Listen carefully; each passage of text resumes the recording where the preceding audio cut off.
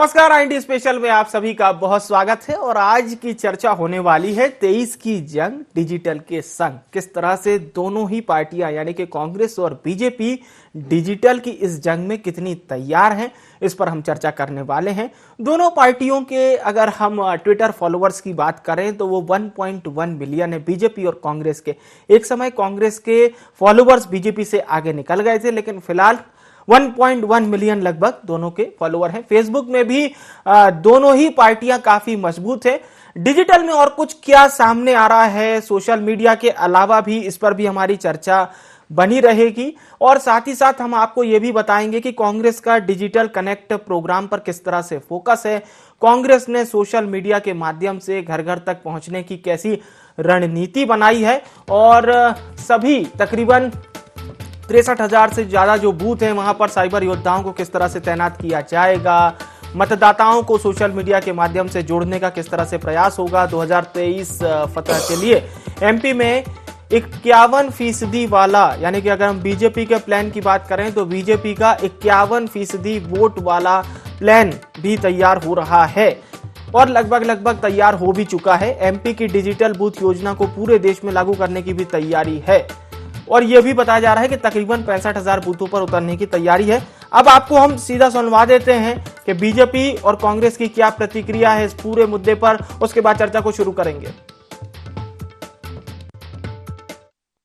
Bharatiya Janata party ने अपने देवदुलाभ कार्यकर्ताओं के बल पर मध्य प्रदेश में लगभग 1 वर्ष पूर्व सारे के सारे बूथ जो थे फिजिकल के साथ साथ डिजिटल कर लिए। हर बूथ पर लगभग 100 भाजपा कार्यकर्ताओं का समूह है जो इस बूथ पर कार्य कर रहा है, जिनकी पूरी सूची है। और आज राष्ट्रीय नेतृत्व से लेकर प्रदेश नेतृत्व का कोई व्यक्ति चाहे तो भारतीय जनता पार्टी के बूथ के उस परिवार से सीधा वर्चुअल बातचीत कर सकता है। कांग्रेस ने तो पहले भी साइबर योद्धा की बात करी थी, पर कांग्रेस में साइबर योद्धा नहीं है, वो तो आपस में युद्ध लड़ रहे हैं और ये उनकी परंपरा है। दिग्विजय सिंह कमलनाथ से युद्ध लड़ते हैं, वो परंपरा नीचे चलती चली जा रही है। कांग्रेस को अनुमान है कि 65,000 बूथ के लिए कितने लोग लगेंगे, कितने कार्यकर्ता हैं कांग्रेस के पास। इसमें भारतीय जनता पार्टी की तर्ज क्या है, ये बड़ी गलतफहमी पैदा हो गई कि वो महान लोग हैं। ये जो है डिजिटल टेक्नोलॉजी लाया कौन, हम लाए। ये डिजिटल सारे ऐप्स कौन लाए, हम लाए। उनने क्या कर लिया, वो तो हमारे पीछे पीछे घूम रहे हैं। तो हम जो है हमारे साइबर योद्धा नहीं हो रहे हैं तैयार, हमको कोई युद्ध नहीं लड़ना है।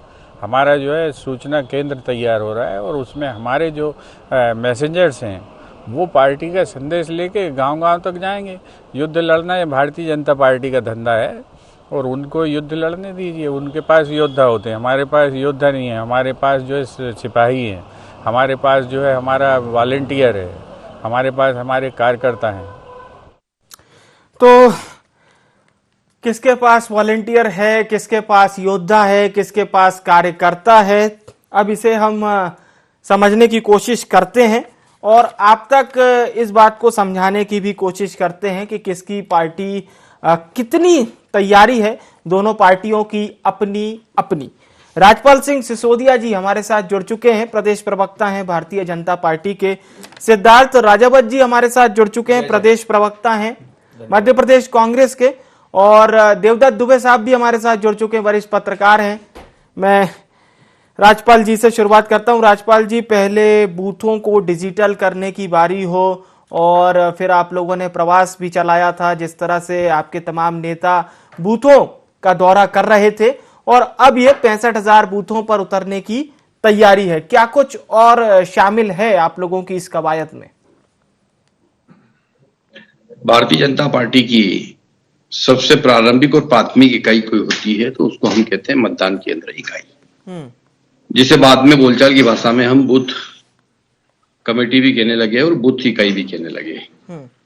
ये मतदान केंद्र की जो इकाई है हमारी, ये हमारी एक प्रमुख इकाई है और संगठनात्मक ढांचा हमारा जो शुरू होता है उसकी प्राथमिक कड़ी है, ये पहली सीढ़ी है। हमने विगत दिनों मतदान केंद्र के ऊपर काम करने वाली जो हमारी समितियां हैं, जिसमें कहीं 21 सदस्य है और कहीं 16 सदस्य है जी। उन 21 सदस्यीय समितियों को डिजिटाइजेशन करने का काम करा। डिजिटाइजेशन करने के बाद में हमने वहां पे ये देखा जी कि हमने बूथ संयोजक, बूथ अध्यक्ष, ऐसे करके हमारे त्रिदेव बनाए। वो पूरा डिजिटलाइजेशन करने के बाद में हमने उनका फिजिकल वेरिफिकेशन करने का काम किया है, रेंडमली भी किया और कार्यक्रमों के माध्यम से भी किया। वर्ष के 6 कार्यक्रम होते हैं हमारे संगठनात्मक, जिनको मतदान केंद्र स्तर पर मनाना अनिवार्य होता है, और वो कार्यक्रम मतदान केंद्र तक होते हैं और उसका पूरा डिजिटल डाटा एंट्री वो प्रदेश कार्यालय और केंद्र कार्यालय तक जाता है। और केंद्र का कार्यालय हमारा जो है पार्टी का नेशनल कार्यालय जो है दिल्ली, वह भी रेंडमली भी किसी भी कार्यक्रम को लाइव देखने का काम कर सकता है। इस तरीके का हमने उसको पूरा करने का काम किया। फिर मतदान केंद्र का हमारा व्हाट्सएप ग्रुप बनने का काम हुआ, जो सुचारू रूप से चल रहा है। उसके साथ साथ में अब हम उससे और एक कदम आगे बढ़ने वाले हैं। अब हमने जो पेज प्रभारी बनाए थे मतदान समिति, और मतदान समिति के ऊपर नीचे जो एक मतदान की जो मतदाता सूची होती है, उस सूची में जितने पन्ने होते हैं, उन पन्ने पे एक एक पेज प्रभारी हमारे बने हुए हैं। अब हम पेज समिति की तरफ जाने का काम करने वाले हैं। गुजरात में हम गए थे चुनाव के प्रचार में, हमने वहां पे बूथ मैनेजमेंट का काम करने का काम किया था, और जिसके माइक्रो मैनेजमेंट में हम स्वयं भी गए थे। मुझे भी वडोदरा की सायाजीगंज विधानसभा में काम करने का अवसर मिला था। तो वहां हमने क्या देखा, तो वहां हमने ये देखा कि वहां जिस प्रकार से यहाँ अभी हम बूथ कमेटियां हमारी है, वहां पेज कमेटी बनी हुई, मतलब एक पन्ना जिसमें 35 से 40 मतदाता है। अभी जहां हमने यहाँ पेज प्रभारी बना रखा, वहां उन्होंने उस पेज की भी समिति बना रखी, 7 लोगों की, 5 लोगों की। उस एक पन्ने में 35 मतदाता, 40 मतदाता में से 5 से 7 मतदाता हमारे समिति के सदस्य। उस लेवल की तैयारी हमारी मध्य प्रदेश में भी होने का काम होगा, और उस तरफ हमारे संगठन ने काम करना शुरू कर दिया है। ठीक। आने वाले समय में आप देखोगे कि मतदान केंद्र की हमारी जो ये तैयारी है, यह और भी मजबूती से दिखने का काम होगा। अभी हमारे कार्यक्रम जो आ रहे हैं, वो कार्यक्रम मतदान केंद्र तक के कार्यक्रम आ रहे हैं। उसके माध्यम से हम हितग्राही मूलक योजनाओं के हितग्राहियों से संपर्क करने का काम करते हैं। गांव के अंदर चल रहे विकास कार्यों के बारे में जानकारी जुटाने का काम करते हैं। प्रधानमंत्री आवास और इत्यादि जो हितग्राही मूलक योजनाएं हैं, वो योजनाएं मूर्त रूप में कैसे चल रही है, उसके बारे में जानकारी जुटाने का काम करते हैं। और सीधे सीधे वो मतदान केंद्र की हमारी जो इकाई है, उस मतदान केंद्र के अंदर निवास करने वाले नागरिकों के संपर्क में होती है, उनके सुख दुख में खड़ी होती है, उनके बीच में पार्टी की रीति नीति लेके खड़ी होती है। चलिए, पूरे बहुत विस्तार से आपने जानकारी दी, और सबसे बड़ी बात कि इतना आपको कंठस्थ है, एक एक चीज आपने बताई अभी। चलिए, हम सिद्धार्थ जी से अब जानने की कोशिश करते हैं। सिद्धार्थ जी, क्या कुछ कांग्रेस की तैयारी है? राज्यपाल जी ने तो बीजेपी की तैयारी बता दी, इसके बाद फिर बाकी कवायदों पर बात करेंगे। पहले आपकी पार्टी की तैयारियां। देखिए सर, प्रथम मैं 1985 से शुरुआत करता हूं, जिस समय पे हमारे स्वर्गीय प्रधानमंत्री राजीव गांधी जी जब आईटी सेल को बढ़ावा दे रहे थे और कंप्यूटर युग चालू हुआ था, तब आडवाणी जी और अटल जी बैलगाड़ी में बैठ के पहुंचे थे उसको रोकने के लिए, और आज वही एक कारगर साबित हो रहा है। और आप देखिए, अभी कांग्रेस पार्टी एक समय तक, आप देखिए, चाहे केंद्र की बात उठा के देख लीजिए, चाहे अटल जी की सरकार उस समय से लेके अभी तक की देख लीजिए आप, कि कांग्रेस पार्टी कहीं ना कहीं आईटी में पीछे थी, भारतीय जनता पार्टी से काफी पीछे थी। और जो प्लेटफॉर्म एक आईटी का था, उसमें हम लोग सोशल मीडिया में काफी पीछे थे, इस बात को हम स्वीकार करते हैं। पर अभी आप विगत पिछले 2 या 3 साल से आप देखेंगे, और उसका खुद हमारे शिवराज सिंह जी जो हमारे प्रदेश के मुख्यमंत्री हैं, उन्होंने इस बात की तारीफ की कि कांग्रेस पार्टी आज की डेट में आईटी सेल उनका बहुत मजबूत है। और हमको, और बीडी शर्मा जी ने भी उसकी तारीफ की कि हमको उनके देखते हुए, हमें उनके बराबर में चलते हुए कहीं ना कहीं हमें उसका सामना करना पड़ेगा, उनके बराबरी में खड़ा होना पड़ेगा। अभी आप देखिए, अभी उपचुनाव जो हुए थे, और उपचुनाव के बाद जब अभी महापौर के चुनाव हुए थे, महापौर के चुनाव में बाकायदा हम लोगों ने वॉर रूम बनाया हुआ था आईटी सेल का, और वहां से हम विगत जितने भी हमारी सीटें थी, 16 सीटें थी, 16 सीटों पे हम निरंतर निगाह रखे हुए थे। और बाकायदा हम जो डाटा मीडिया वाले मांग रहे थे, हम तुरंत मीडिया वालों को डाटा ट्रांसफर कर रहे थे। ट्रांसफॉर्मेशन जो हमारा चल रहा था, रेगुलर चल रहा था। और अभी घर चलो, घर घर चलो, जन जागरण अभियान, उसको भी हमने पूरा डिजिटाइल किया था, और जो डिजिटल किया था, डिजिटल प्लेटफॉर्म पे लाकर, और हमारी जो आईटी टीम है, हमारा Twitter, social media, Facebook, Instagram, सब पे अब हमारा परफेक्ट पकड़ है कांग्रेस की। एक तरफ हमारी जो बाल कांग्रेस बनी है, बाल कांग्रेस जो भी भारतीय जनता पार्टी की झूठ होती है या फेसबुक या व्हाट्सएप यूनिवर्सिटी पे जो भी झूठ फैलाते हैं, हम उसको तुरंत पकड़ के और तुरंत हमारी बाल कांग्रेस, एनएसयूआई और यूथ कांग्रेस तीनों उसका जवाब देने के लिए तत्पर खड़ी रहती है। अभी जैसा कि पंकज भाई हमारे बोल रहे थे, जो कांग्रेस से ही गए हैं कि योद्धा तैयार कर रहे हैं, तो ये कांग्रेस पार्टी कोई योद्धा के रूप में काम नहीं करती। हम एक कार्यकर्ता के रूप में हमारे कांग्रेस पार्टी की आईटी सेल काम कर रही है। और हमारी आईटी सेल अभी जैसा कि सिसोदिया जी ने भी बोला कि मंडलम सेक्टर और आपके पन्ना जो भी थे, हमारे भी ब्लॉक अध्यक्ष से लगा के मंडलम सेक्टर पन्ना जो भी हैं उनको हमने टोटली डिजिटाइल किया। अभी मैं मेंबरशिप का प्रभारी था मुरैना का, तो हमने वहां पे जो मेंबरशिप की है वो ऑर्गेनिक मेंबरशिप की है। हमारी मिस कॉल पार्टी नहीं है कि मिस कॉल पे आपने एक मिस कॉल मारा और आपने 80 लाख आपने मेंबर बना लिए और बाद में मालूम चला जब पटल पे आपने देखा तो आपके 25-30 लाख ही मेंबर रह गए, बाकी के मोबाइल बंद हो गए। हमने जितनी भी मेंबरशिप की, ऑर्गेनिक मेंबरशिप की, उससे अभी भारतीय जनता पार्टी ने बड़ी मखौल उड़ाया था कि आप तो इतने 50 लाख और इतने 1 करोड़ और 2 करोड़ की बात करते थे, इतने हुए। हमने जितने मेंबर बनाए, डिजिटल मेंबर बनाए, आईटी सेल हमारी जो काम कर रही थी, हमने ऑर्गेनिक बनाए, हमने फेक नहीं बनाए। हमारे जितना भी डाटा है हमारे पास ऑर्गेनिक डाटा है, जो आज जनता के बीच में, पूरे मध्य प्रदेश के बीच में हमारा जो भी सोशल मीडिया के माध्यम से उनके पास जो भी खबर जा रही है वो ओरिजिनल जा रही है और ओरिजिनल लोगों पे जा रही है। इसमें फेक अकाउंट्स का बहुत बड़ा एक वो होता है। आप अगर पेड आप पैसा देते हैं तो उसको बूस्टअप करके आप अपने समाचार को 1 लाख, 1.5 लाख, 2 लाखों तक पहुंचा सकते हैं, पर वो ऑर्गेनिक अकाउंट नहीं होते। जो भारतीय जनता पार्टी यूज कर रही है वो पेड कर रही है, इनकी जो भी कंपनी रही होगी। इसलिए कांग्रेस पार्टी के एक एक कार्यकर्ता अपने दम से, अपने वजूद से और अपने आप से काम कर रहे हैं, उसमें कोई पैसा खर्च करके नहीं कर रहे। चलिए ठीक है, आपने भी पूरी जानकारी दे दी। देवदत्त जी, अब ये चुनाव के नए माहौल कह लीजिए या टेक्नोलॉजी फ्रेंडली होता हुआ ये चुनाव, ऐसा नहीं है कि 2018 फ्रेंडली नहीं था, लेकिन अब 2023 में चीजें और अपडेट हो गई है। तो कितना अंतर आप पाते हैं 2018 के चुनाव से अब 2023 की तैयारियों को देखते हुए? देखिए, दिन प्रतिदिन जिस तरह से टेक्नोलॉजी आगे बढ़ रही है तो हर क्षेत्र में असर होता है, वैसा ही राजनीति के क्षेत्र में हुआ है।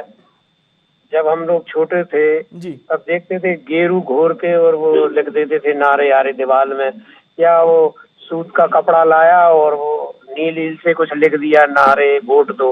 लेकिन अब कितना डिजिटल हो गया, कितने फटाफट पोस्टर, पंपलेट, और अब तो सोशल मीडिया का जमाना है, तो विजुअल, वीडियो, भाषण लाइव और बहुत सारी चीजें। और यदि आप और हम पिछले 2018 के चुनाव का ही इससे तुलनात्मक अध्ययन 23 के लिए करें, तो इन 5 सालों में जो देश में और जगह भी चुनाव हुए हैं, जो टेक्नोलॉजी आई है, पहले मैंने देखा कि भाजपा जैसे पेज प्रभारी बनाती थी, अब वो एक पेज पे पन्ना समिति बनाने लगी है। कांग्रेस पहले मंडलम सेक्टर या ब्लॉक को मजबूत करती थी, अब वो बूथ पे समिति बनाने लगी। तो और ज्यादा माइक्रो जो मैनेजमेंट कहते हैं उसकी तरफ जोर है दलों का। अब कॉर्पोरेट जगत का जो असर है, प्रबंधन बहुत हावी होता जा रहा है राजनीतिक दलों में। एक समय ये था कि बहुत आत्मीयता और बहुत सहजता, और लोग उतना इंटरेस्ट भी नहीं लेते थे। गांव में 1-2 लोग मिलते थे जो 1-2 कांग्रेस के लिए या भाजपा के लिए काम करते थे, वही सब वोट डलवा देते थे। लेकिन अब ये ठेका प्रथा भी खत्म है। गांव-गांव में, हर घर में आजकल नेता है और वो चाहता है कि हमारा सीधा संपर्क हो जनप्रतिनिधि से। तो एक तरह से वो भी बढ़ गई है कि वो संपर्क ज्यादा लोगों से बढ़ा है, और संसाधन और बहुत सारी चीजें, बहुत बदलाव आ रहा है। मुद्दों में भी बहुत बदलाव आया है। पहले कभी नारे गरीबी, महंगाई, इन सब नारों पर ही चुनाव हो जाते थे, लेकिन आजकल तो हर दिन नए मुद्दे आते हैं, खासकर जातिवाद, सांप्रदायिक, ऐसे मुद्दों पे ज्यादा ध्यान नेताओं दलों का इसलिए हो गया कि इसमें थोक में वोट मिल जाते हैं बिना कुछ किए। ध्यान ही तो देना है और उसके आधार पर वोट हासिल करने की भी एक परंपरा बढ़।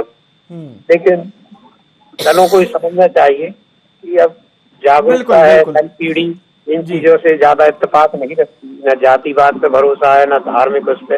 अब काम चाहती है नई पीढ़ी, जो युवा पीढ़ी है। तो ये मैनेजमेंट की जो बूथ की या चुनाव जीतने की मैनेजमेंट की जगह जी चलो सरकार क्या काम करते हैं उसका मैनेजमेंट करना चाहिए कि हम बेहतर मैनेजमेंट करें, तो फिर वोट तो अपने आप मिलेंगे। बिल्कुल बिल्कुल, ये बहुत अहम बात आपने कही। राजपाल जी, जो चर्चा सिद्धार्थ जी कह रहे थे कि लोग जुड़ते तो हैं, करोड़ों लाखों की संख्या में आपके पार्टी से भी लोग जुड़े थे, डिजिटल जुड़े थे, पर सिद्धार्थ जी ये कह रहे हैं कि हम रेलेवेंसी पे काम कर रहे हैं, लोग कम जुड़े लेकिन रेलेवेंट जुड़े। क्या बीजेपी भी इसी ओर काम कर रही है कि रेलेवेंट लोगों को ही जोड़ा जाए पार्टी से ज्यादा? निश्चित तौर पर विचारधारा से प्रभावित होकर ही आदमी जुड़ता है, ऐसे नहीं जुड़ता है कोई। जब हमारी विचारधारा के बारे में वो जानता है, जानने का माध्यम अब सोशल मीडिया हो गया। पहले जानने का माध्यम होता था हमारी, जिससे हम पार्टी से जब जुड़े थे तो हम अटल जी को सुनते थे, पार्टी के विचार को पढ़ते थे, किताबों में पढ़ा, साहित्य में पढ़ा, शिशु मंदिर में जाते थे, वहां से फिर हम विद्यार्थी परिषद में आए, विद्यार्थी जीवन में, क्योंकि विद्यार्थी जीवन में जब हमारे विद्यार्थी छात्र जीवन में हमारे नेता कॉलेज आते थे, हम उनसे प्रभावित होकर जुड़े, फिर उनसे प्रभावित हो जोड़ के फिर विचार से जुड़े, फिर विचार पढ़ा, पुस्तकें पढ़ी, साहित्य पढ़ा, दीनदयाल जी को पढ़ा, फिर भाजपा से जुड़े, फिर अटल जी को पढ़ा। अब इतना पढ़ने का टाइम नहीं है आज के समय में किसी के पास। आज के समय में आज का जो युवा है उसको जुड़ना है तो उसको जल्दी पढ़ना है। अब वो किताब पढ़ेगा, किताब में विचार पढ़ेगा और फिर जुड़ेगा, मैं नहीं मानता हूं। तो आज कहां से जुड़ेगा वो? तो आज के समय की मांग होगी, उसके हाथ में मोबाइल है। मोबाइल में वो जब पार्टी के विचार को पढ़ता है, पार्टी के नेताओं के भाषण को पढ़ता है, मोदी जी को सुनता है, अमित शाह जी के बारे में पढ़ता है, शिवराज सिंह जी बोलते हैं उनको सुनता है, आइडियोलॉजी को जानता है, फिर वो सर्च करता है, गूगल पे जाता है, वहां से जो उसको जानकारी मिलती है और उन सब जानकारियों से और उन सब आचार विचार को देख के फिर वो जुड़ने का काम है। अच्छा, तो ये एक माध्यम है। तो जब ये एक माध्यम है तो इस माध्यम को भी इसका सदुपयोग कैसे किया जाए वो करना चाहिए, और वो हमारी पार्टी ने करने का काम किया। एक बात। दूसरी बात, ये इतना सशक्त माध्यम है कि अगर वो मतदाता लाइन में लगा हुआ है मतदान के लिए और उसके हाथ में मोबाइल फोन है और वो व्हाट्सएप पे चैट कर रहा है, देख रहा है, उसी समय उसको ट्विटर पे कोई मैसेज मिलता है, उसी समय उसको व्हाट्सएप पे कोई ऐसी घटना मिलती है कि वो प्रभावित होकर वहां निर्णय बदल देता है, उस स्थिति की बात रहती है। इतने मनोस्थिति के ऊपर ये असर डालने वाली चीजें होती है। इसलिए हम इस टेक्नोलॉजी का भरपूर उपयोग करते हुए इसको सकारात्मक दिशा में ले जाने का प्रयास करें। इससे हम नकारात्मकता की बात नहीं फैलाने का काम कर रहे हैं। चलिए, हम सकारात्मकता से किस प्रकार से अपने विचार को इस आधुनिक संसाधन के माध्यम से लोगों के मन मस्तिष्क तक पहुंचाए, उस काम में हम लगे और उसमें हमें सफलता मिल रही है। ठीक है, ठीक है, बिल्कुल। लोगों तक रेलेवेंट चीज भी पहुंचाई जा रही है सिद्धार्थ जी, और ये आपको भी नोट करना चाहिए क्योंकि आप रेलेवेंट की बात कर रहे थे, तो रेलेवेंसी कैसी होनी चाहिए वो सिसोदिया साहब ने बता दी है। सिद्धार्थ जी देखिए, अभी सिसोदिया जी ने बहुत बड़ा निबंध लिखा, तो मैं सर्वप्रथम बता दूं कि 2014 के बाद जो सोशल मीडिया है उसका जो प्लेटफॉर्म का जो दुरुपयोग किया है वो भारतीय जनता पार्टी ने बखूबी बहुत बड़े पैमाने पे किया है। एक तरफ 1000 करोड़ रुपए उन्होंने साल के खर्च किए हैं नरेंद्र मोदी जी की छवि बनाने के लिए, और इधर राहुल गांधी जी की छवि खराब करने के लिए। आप देखिए, इधर से आलू डालेंगे उधर से सोना निकलेगा, और उस सबको काट क्षमा चाहता हूं जी, उस सबको काट दिया। हाँ, और उसमें से बोला कि इधर से आलू डालेंगे उधर से सोना निकलेगा, और उधर से घोषित कर दिया हमारे जो पूर्व राष्ट्रीय अध्यक्ष और सांसद हैं राहुल गांधी जी को पप्पू घोषित किया। और आप देखिए, कहीं ना कहीं राहुल गांधी जी ने अभी भारत जोड़ो यात्रा के तहत जब दिल्ली में हम लोगों का विराम हुआ तो उन्होंने वहां पे पत्रकारों से बोला कि मेरे को कोई फर्क नहीं पड़ता, मुझे मालूम था कि मेरी छवि खराब की जा रही है सोशल मीडिया के माध्यम से, और मैं चाहता था कि इनको करोड़ों रुपया खर्च करने दो, पर मेरे को मालूम था कि मैं 25 दिन में अपनी छवि को सुधार लूंगा। और जब वो सारी सत्यता आलू वाली, सोने वाली और बाकी की राहुल गांधी जी के जो भाषण को तोड़ मरोड़ के सोशल मीडिया पे किया, जवाहरलाल नेहरू जी को किसके साथ में गले लगाते हुए गांधी जी का क्या चित्रण किया गया, तो भारतीय जनता पार्टी ने जितना चीरहरण सोशल मीडिया के माध्यम से कांग्रेस का किया, ये जनता जान चुकी है। और अभी जैसा कि सिसोदिया जी बोल रहे थे कि हम एक अच्छे काम के लिए इसका इस्तेमाल करते हैं, तो मैं क्षमा चाहता हूं। आप युवाओं को भटका रहे हैं, भारतीय जनता पार्टी युवाओं को भटका रही है फेसबुक और व्हाट्सएप यूनिवर्सिटी के माध्यम से। आप लोग सत्य कभी नहीं परोसते, आप जो साहित्य परोस रहे हैं वो भी असत्य परोस रहे हैं। आप उनको क्यों नहीं बताते थे कि 1937 में मुस्लिम लीग के साथ मिलकर श्यामा प्रसाद मुखर्जी ने पश्चिम बंगाल में सरकार बनाई? क्यों नहीं बताते कि 1906 में मुस्लिम लीग बनी थी, 1916 में हिंदू महासभा बनी थी? क्यों नहीं बताते हैं आप? क्यों नहीं बताते कि हमारे सावरकर जी को 6 बार माफीनामा और 60 रुपए की पेंशन मिलती थी अंग्रेजों से? ये बात सत्य बताइए ना आप। जवाहरलाल नेहरू जी की छवि बिगाड़ने से अच्छा है कि आप अपनी छवि भी बताइए। आप बोलते हैं हम इतिहास में बहुत बहुत पहले पहुंच गए, ठीक है, वो कुछ बता रहे हैं, आप कुछ बताइए। देवदत्त दुबे साहब, आपकी अंतिम प्रतिक्रिया, फिर इस कार्यक्रम का समापन। हाँ बिल्कुल, दलों को अब चुनावी चिंता सताने लगी क्योंकि 2023 की उल्टी गिनती शुरू हो गई है। लेकिन अभी कोई चिंता नहीं सताएगी। जैसे जो विद्यार्थी हमेशा पढ़ाई करता है जुलाई से लेके, तो फिर उसको चिंता नहीं रहती कब परीक्षा हो जाए, कब आ जाए, वो तैयार रहता है हमेशा। ऐसे ही दल और नेता जो चुनाव लड़ना है, जनप्रतिनिधि, यदि वो तैयारी अपने चुनाव जीतने के साथ या शुरू से ही रहे कि हम जन सेवा के काम करेंगे, विकास के कार्य करेंगे, लोगों के सुख दुख में साथ निभाएंगे, तो मुझे लगता ना चिंता सताएगी, ना मैनेजमेंट के लिए प्रयास करना पड़ेंगे। स्वस्फूर्त जैसा आप करेंगे वैसा ही आपको मिलने लगेगा। और एक क्यों बार बार लोगों की मन स्थिति बदले कि हम किसको चुने, क्यों दुविधा में रहे? लोग भी निश्चिंत रहें और जनप्रतिनिधि भी निश्चिंत रहें, और एक ऐसा वातावरण जो हम जिसके लिए कहते हैं जी, पालक होता है एक तरह, जैसे मुखिया से सकल तुलसी से, तो एक ऐसा मुखिया हो जाए जो सबको समानता से देखे, और ऐसा दल हो जाए जो परिवार की तरह रहे, तो मुझे लगता है कि बहुत सुविधा हो जाएगी दलों को भी, नेताओं को भी और जनता को भी। इतना सारा मैनेजमेंट नहीं करना पड़ेगा, सब हो जाएगा। बिल्कुल। फिलहाल तो अभी जिस तरह की राजनीति है जिसमें आपस में ही गुटबाजी और गला काट प्रतिस्पर्धा है, उसमें यह एक कल्पना हो सकती है, लेकिन धीरे धीरे हम यथार्थ की ओर बढ़ सकते हैं, क्योंकि दुनिया में सत्य ही संप्रेषित होता है। कोई कितना आपके खिलाफ बलगलाए, बयान दे, इससे कुछ नहीं होता। आप केवल सही के प्रति स्वीकृति बनाए रहिए, धीरे धीरे वो सार्वभौमिक स्वीकृति बनेगी। और युवाओं को जो निराशा में जा रहे हैं, नशे की गिरफ्त में जा रहे हैं, उनको यदि अपन रोजगार दे सके तो बहुत अच्छा रहेगा। किसान कई बार आत्महत्या कर ले। ये बहुत अहम बात आपने बताई। आपकी इसी बात के साथ कार्यक्रम का समापन करते हैं। शुक्रिया आप सभी मेहमानों का हमारे साथ चर्चा में शामिल होने के लिए, जुड़ने के लिए हम सभी। और सबसे मेन बात यही थी, 23 की जंग डिजिटल के संग जो हम चर्चा कर रहे थे। लेकिन डिजिटल में एक बात जो सबसे ज्यादा देखी गई है वो है फेक न्यूज की। फेक न्यूज इस तरह से आती है कि एक किसी पुराने वीडियो को बताया जाता है कि ये फला दिन का वीडियो है, उसको एडिट कर दिया जाता है और उसकी सिर्फ एक बात को ही जनता के सामने वायरल किया जाता है, और उसके बाद होड़ लग जाती है शेयर कमेंट्स की। लेकिन कई दफा हम उन वीडियो में सच्चाई को नहीं ढूंढ पाते हैं।